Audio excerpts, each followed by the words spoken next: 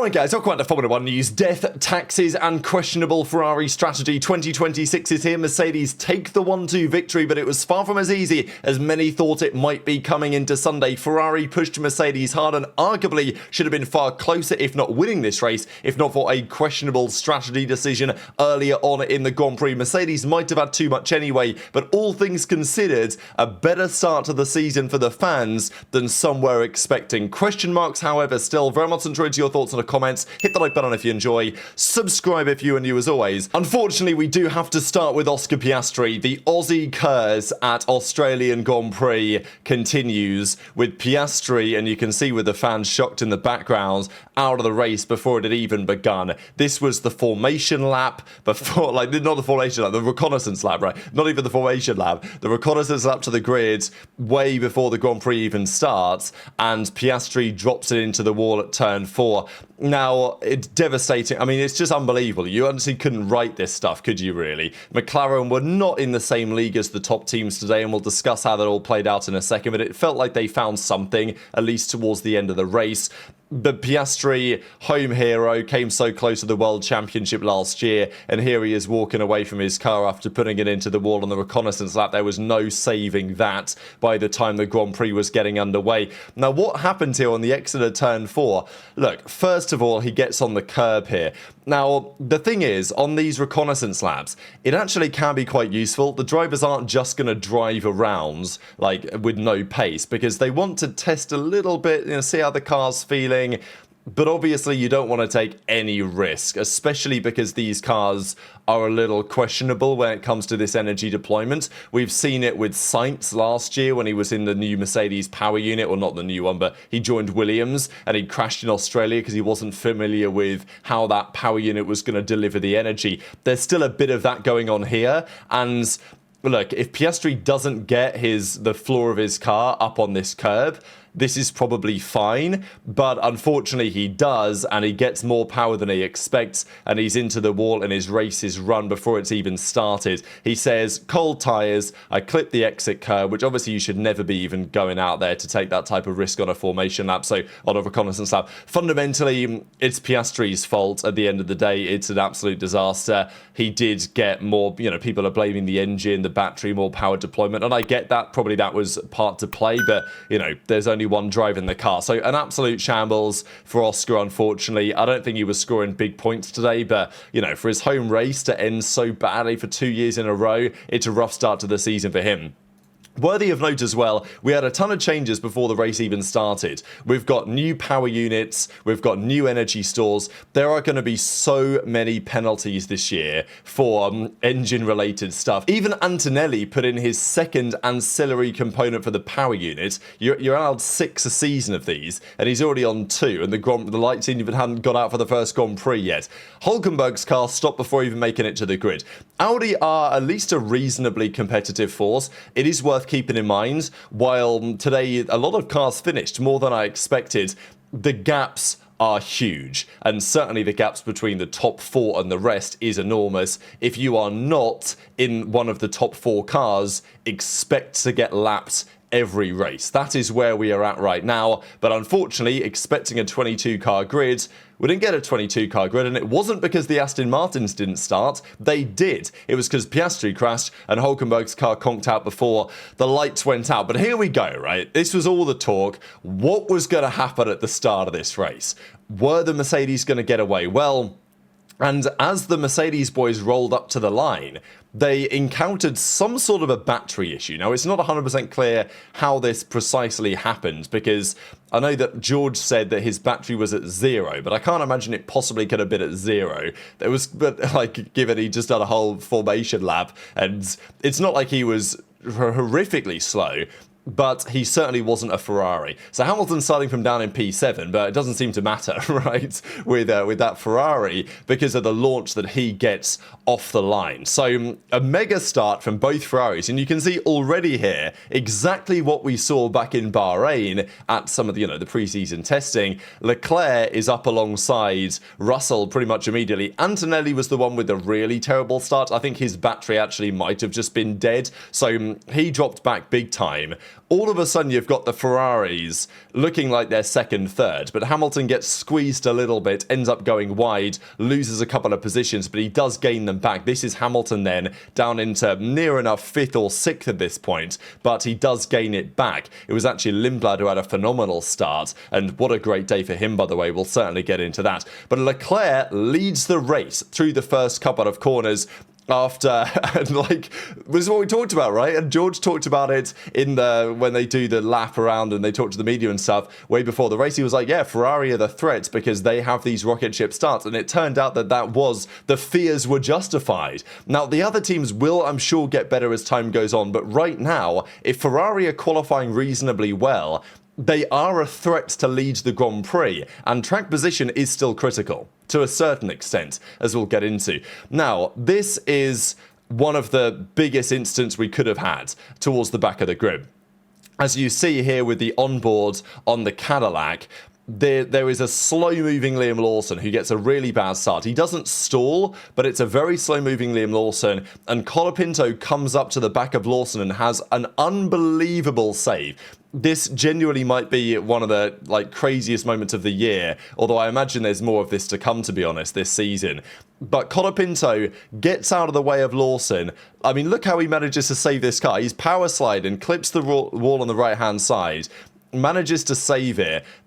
Perez comes through as well. So yeah, we expected some moments like this, but this was pretty crazy, right? I mean, look at the save here from Colapinto.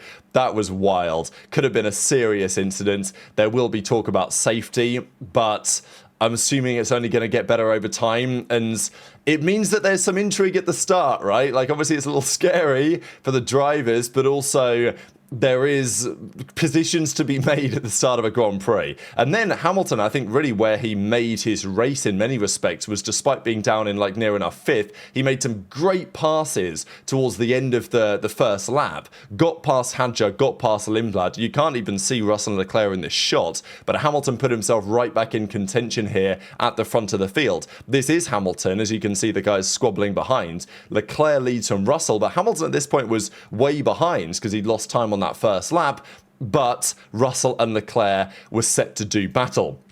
So this was a very interesting part of the Grand Prix. When George Russell got the overtake back on lap 2 here, I was like, okay, GG, it was fun while it lasted. Russell, off you go into the distance. We'll see you later, right? Antonelli was in 7th. He was already making some progress. Worthy of note that Verstappen, I think Pirelli have something to answer for as well, because Max made huge progress early on, and a lot of it was on Max because he had a phenomenal start.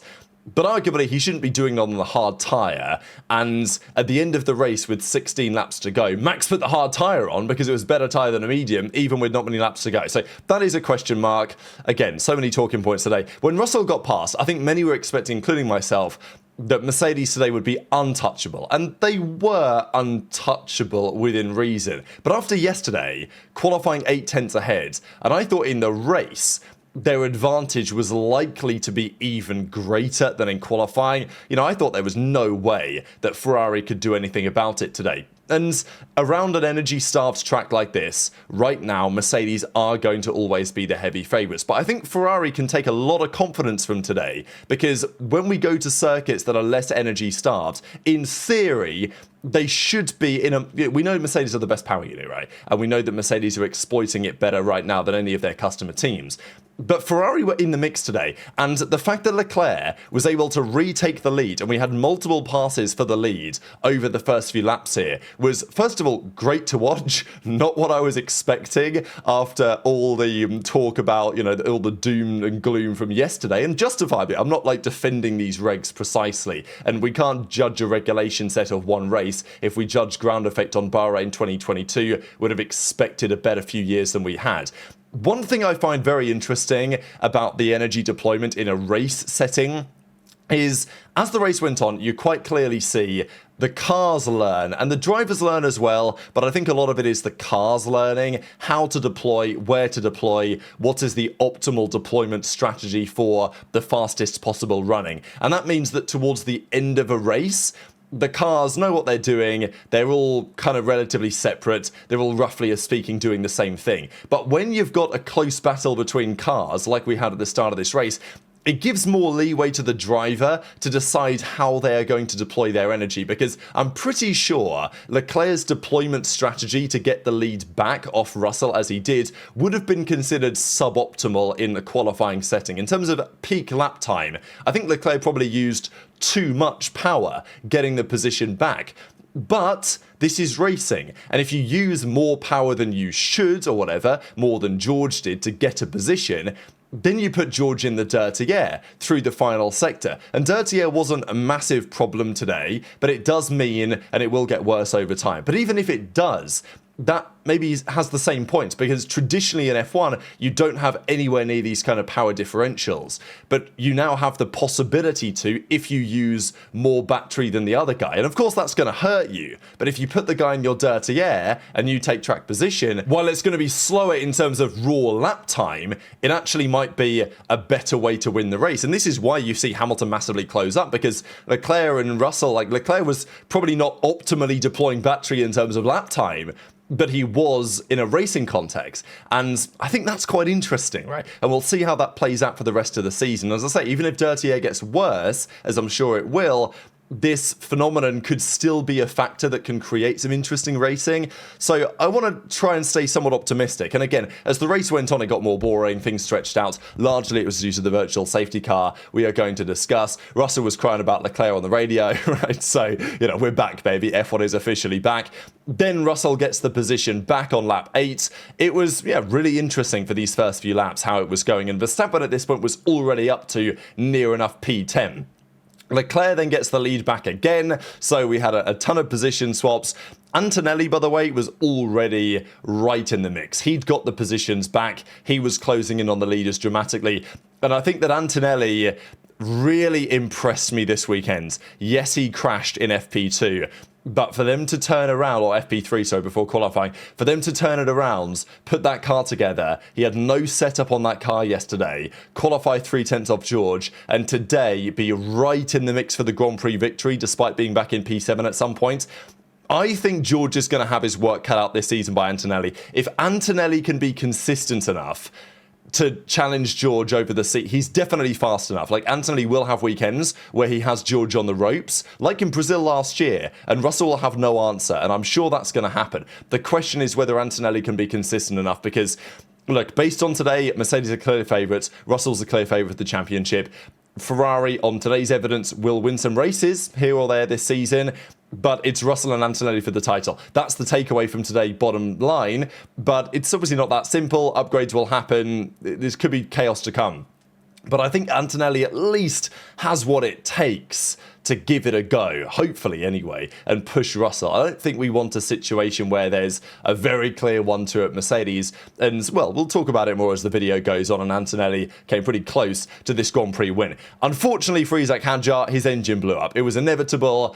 We had the first retirement on lap 11, his engine exploded, the ICE, it sounded horrific, probably gave up on him. As I say, that's a new engine, probably, that's more components, penalties will be, halfway through the season, maybe even not that, we'll have drivers taking penalties for new power unit components, not for the cost cap either and all of this stuff, but it's part of the game. So Red Bull Powertrain's engine goes boom, but the other Red Bull Powertrain's cars, they handled it fine. So it wasn't just like, obviously it's unfortunate, but it wasn't like the engines were disastrous, and frankly, more cars finished the race today than I expected.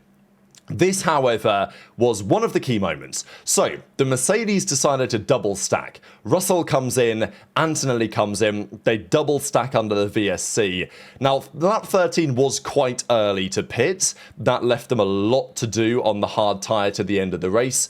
They were able to manage it. I don't know if anyone else would have been able to manage it, really. Certainly not at the pace that they were doing. So Ferrari decided to leave both drivers out, and I think in many respects this probably was their first mistake. Hamilton says, look, at least one of us should have boxed, because under a VSC, you're only going to lose about, 10, 12 seconds in pit stop loss rather than 20 plus. That's why when Hamilton said, damn, Russell's only 10 seconds behind me, it's like, Like, yeah, that's how it works, right? They pitted under a VSC, so that's pretty expected. But I think Ferrari allowing Russell to effectively get some clean air and do what he wants probably was an error. I think they needed to pit someone to at least be in the same ballpark as Russell. And on the first occasion, I kind of get it, because at this point in the race, there was a real feeling that, first of all, this could become a full safety car. It wasn't impossible, although relatively unlikely given where Hadjar was. But there was also, given that Hadjar's car had just blown up, a very realistic possibility in the next 10 or 15 laps that you were going to get an actual safety car, at which point boxing would be very valuable. So I still think they should have boxed one of Leclerc and Hamilton here the first time, just so that you've got a strategy offset, because I think everyone knew if you let Mercedes do their own thing, like if they're driving their own race, then they're going to be quicker. They've got too much deployment. The batteries, the energy's too good. There's just no way to stop them. So I think they probably should have done something the first time, but I can see the logic, because Alonso literally the next lap gets told, stop the car, we have an issue. So Alonso got told that we've got an issue, but actually the issue was we want to change the setup, because they then sent him back out again like he was resurrected from the dead. So anyway, Leclerc and Hamilton are driving around. Russell's now 10 seconds behind or whatever. And he closes in on Hamilton at, just under a second a lap. But it wasn't that bad, right? Like, I was fearing that Russell would be catching, like, seconds on seconds a lap, because he had brand new tyres. The car I thought was going to be really good and dirty, and I'm not going to pretend he wasn't catching fast, because he was, but I think all things considered, Ferrari can be pretty happy with their pace and performance today, given where Mercedes were yesterday. Charles was talking about how the boost mode is just so quick that it feels like you're popping the mushroom in Mario Kart, which is pretty funny. We then had Perez and Lawson backing it again. They nearly, again, this could have been a safety car incident. Perez hates Lawson. Like, they hate each other, it seems. And obviously Perez doesn't have a competitive car, but he tried his best. You remember when Lawson overtook Perez, he threw the middle finger up at him, effectively took his seat at Red Bull as well. So no love lost between those two. This could have been the safety car that Ferrari were looking for, and this almost looks certain to be that safety car. So this is what confused me about Ferrari's idea. The idea to not pit first and to say, well, you guys pitted under a VSC, but we're going to try and get a full safety car, that seemed to be Ferrari's approach. That was a viable strategy, because it was very likely in the next 10 laps there was going to be another safety car incident. This, unfortunately for Ferrari, Bottas pulled over here, of all places, in the pit entry. But, as we can see by the track map, as Bottas pulls over, the Ferrari boys are yet to pass this point. I wondered whether they didn't box because they were already past the pit entry, but they weren't, and at this point, the pit entry was not closed.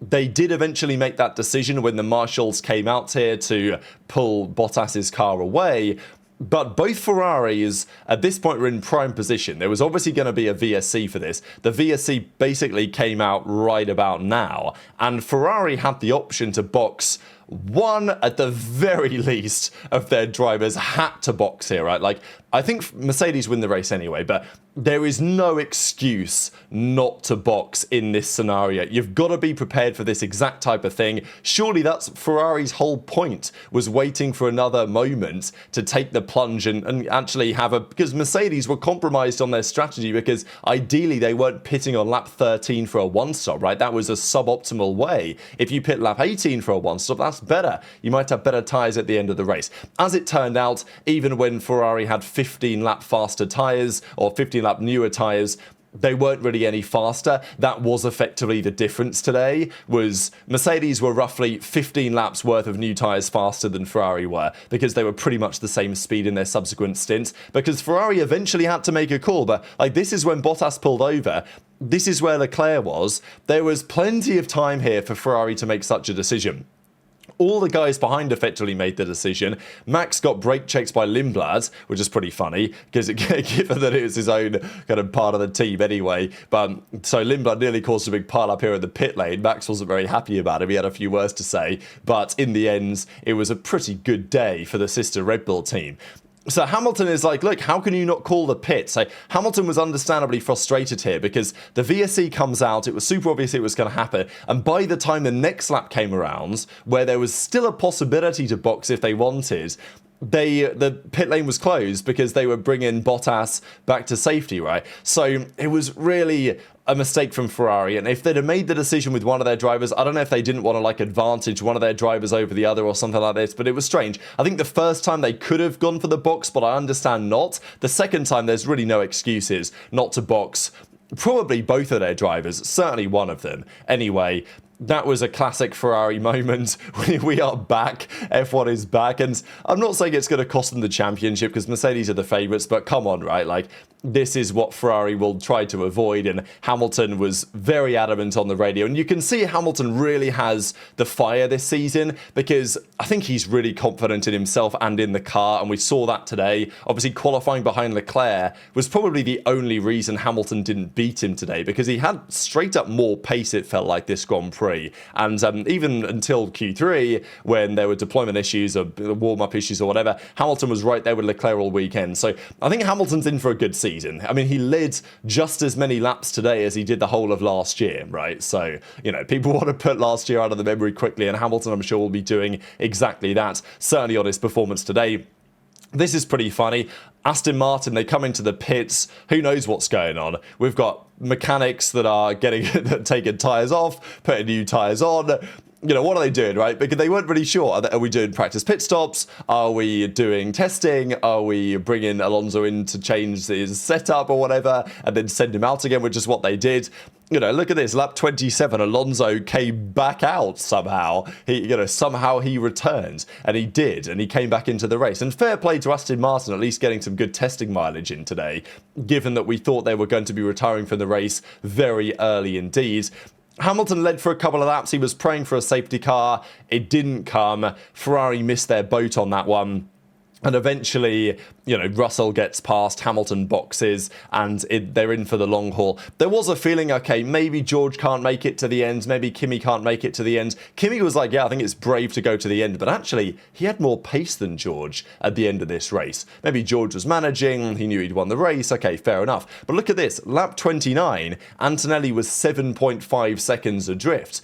That gap would only close as the race came to a conclusion. So there might be some conclusions to draw from that. If this was, you know, Verstappen, Perez, or if this was Hamilton, Bottas, or that kind of era, that wouldn't have happened, right? So just something to keep in mind. Norris and Verstappen had a good battle here. Again, I don't know. I think they make up these battery numbers. I genuinely do. Because I don't think they get the data. And I'm watching these battery graphics and I'm like, does that look legit to me? I'm not convinced personally. So I don't know. What do you guys think? Are they making up these battery figures or not? Because I think they are, but that might just be the cynical part of me. There was another VSC on lap 34 because Perez, a bit of his car broke off. I don't know. The VSC here was a little bit sketchy, I thought. They had marshals on the track.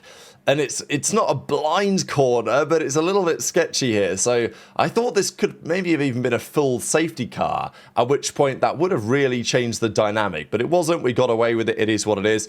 We also had a great battle between Lindblad and Behrman. They did both finish a lap down. Lindblad was really impressive today, but I also think that Behrman right now is just inevitable, right? Like, apart from the top four teams, and there's clearly a big gap between, I mean, Mercedes and Ferrari were in their own postcode, then it was really Verstappen and Norris in the other two top teams.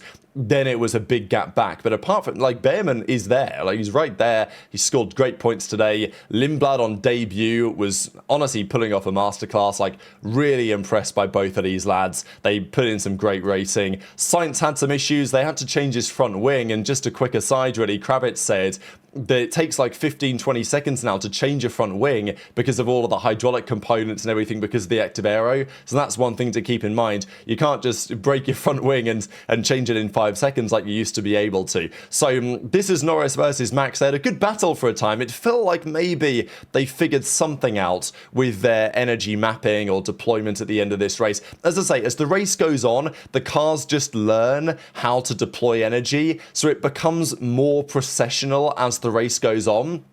But even then, we've had processions now. Like, the last regulations were, certainly last year, even though there was a good fight for the Grand Prix win, it's been processional, right? So I think today was a step forward in that regard, and definitely a more positive race than I think I was expecting, all things considered. So from multiple angles, really. Again, can't judge a regulation set of one race.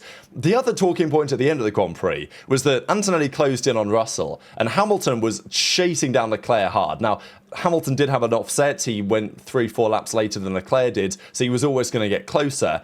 But for Hamilton to get within, I mean, what would have been DRS, right? But to get within 6/10 he crossed the line of Leclerc, I think that shows that Hamilton, he was pushing hard. He felt he sniffed the podium. I'm sure on this evidence he's going to be getting podiums, maybe wins this season. I'm sure that's what he's hoping for. The championship might be a stretch with where Mercedes are, but who knows? Mercedes currently have a straight line speed advantage because their battery, that may be nullified on some of the more power, good circuits for power. Ferrari have that rear wing to come, that inverted rear wing that apparently gains them 5, 6, maybe the whole advantage that Mercedes have at a straight line could be nullified by that inverted wing. So look, Ferrari, yeah, their strategy team, again, questionable, but I think it was a more positive day than I expected for Ferrari, and they were a real threat in today's race. Norris 5th, Verstappen 6th in the ends, Behrman 7th, Lindblad, Bortoletto, Gasly rounding out the points. Gasly and Ocon had a good battle as well. Some of it was probably a little bit over the line. But notably, from 7th down, everyone got lapped, right? So Behrman was lapped. So that just goes to show, that's where we are. Behrman's best lap was a 1:24. And you can see the best lap from the front runners was in the 1:22s, right? So that's pretty much the difference right now. Max's best lap of the race was a 1:22.0. That's 2 seconds quicker than where Behrman was. So it is Formula 1 versus Formula 1.5 versus Formula 2, whatever you want to say, a little bit further down. So while Hamilton was not happy about the strategy decision at the end of the race, he was taking a lot of positives from this. He said, my pace was great. I feel really good. I like the car is great in the slow corners. And it was a fun race. I would have had Charles in a couple more laps. So, yeah, Hamilton with a lot of optimism today, given the circumstances. He was smiling after the race and says, look, I think we can close the gap to Mercedes. The car's just as quick through the corners. We've just got to find out where the power deficit is. And as I say, on a circuit which is less energy starved as Australia, in theory, they should be in a better position. So very much intrigued to your thoughts in the comments below on just how you found the first race of the regulations. Look, qualifying was a mess yesterday, and the criticisms that many of the drivers and the fans are having of these regulations, I think, are still justified. But all things considered, today, I think, sets us up for a more interesting season of racing, and even the storylines when it comes to the championship are slightly better defined than we feared that they might be. But thoughts in the comments. I'll be back to talk tomorrow about all the reaction, I'm sure. Hit the like button if you enjoyed, subscribe if you're new, take care, and I'll see you next time.